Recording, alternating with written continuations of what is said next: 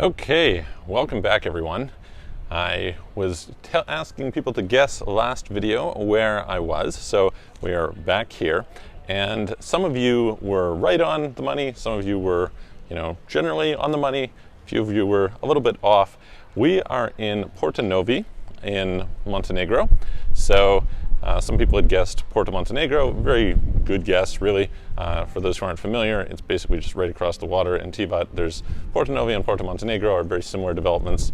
And so, yes, we're in Porto Novi, not Porto Montenegro, but same concept really. We're in Montenegro, which is very beautiful and quite nice. So if you have not visited, I would definitely recommend checking it out. Very nice area, super green, super lush, lots of nice plants.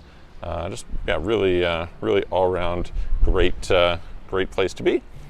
And so today we're going to talk a little bit about a subject one of my clients was suggesting, which is pertaining to will you be able to time it, or maybe more appropriately, will you be able to get out in time? So this is concerning the subject of a lot of people believing that they may hang on to whatever it is that they're dealing with, and like their current residency, their current citizenship, their current banking, whatever, and they will set up some alternative if and when the time comes, if it gets serious.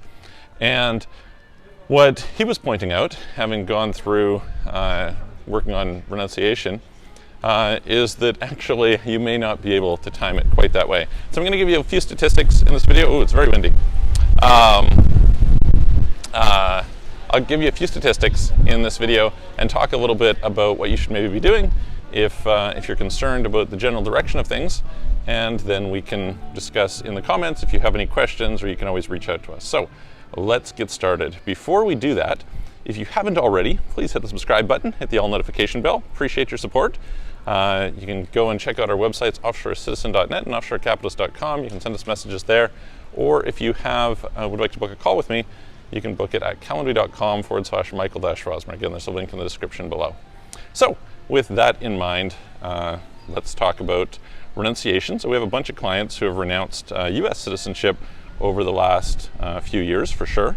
And then there are some clients who are renouncing other citizenships just out of concern and fear over what's going on and wanting to get out. And so one of the things that we definitely saw in this last year was that people were in a situation where they would maybe think, okay, I want to time leaving the US, getting my renunciation at the end of the year. Let's just say, for instance, in December, right, just before the end of the tax year, and this should seem kind of good.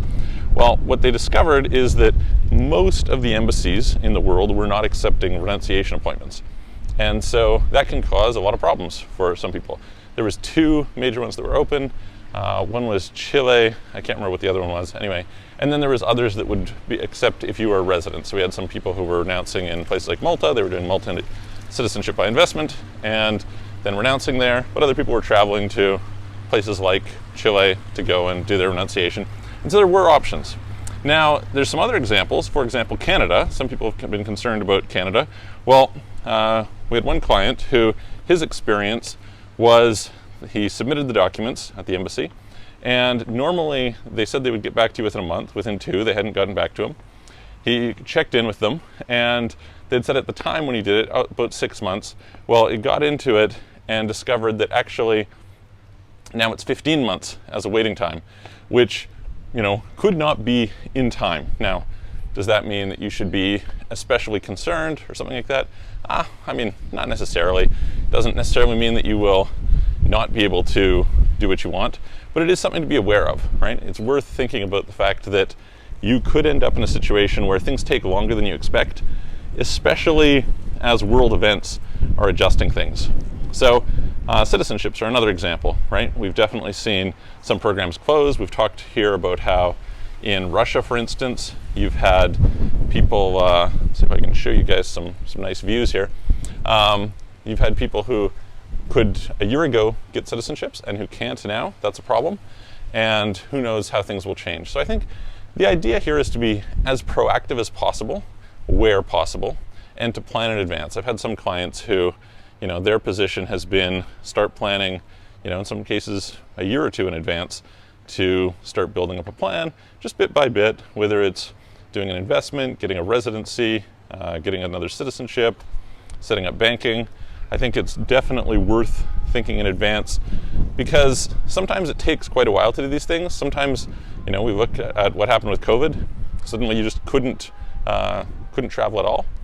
And so maybe you wanted to travel to Singapore or something to open a bank account, and now you can't. So I think the bottom line is plan in advance, do things quickly as much as possible, and have them in place if you're concerned about the possible direction, and at least have some escape hatches that get you partially out if you're thinking in that direction. I've said for a long time now, you should probably do take advantage of the opportunities while they're there, because they might not be. So anyway, worth noting that yes, these things can take longer than expected. The timelines are subject to change. I talked to somebody earlier today who he was talking about, he's on the NHR in Portugal, and he said, well, what about in 8 years when my NHR runs out? Will this structure hold up then? And it's like, well, a lot can change in 8 years, so it's really tough to say what things are going to look like. Look at how beautiful this is. Very, very nice area. Anyway, I will leave it at that. If you guys have questions, comments, put them in the comments below, and I'm going to look forward to seeing you on the next video.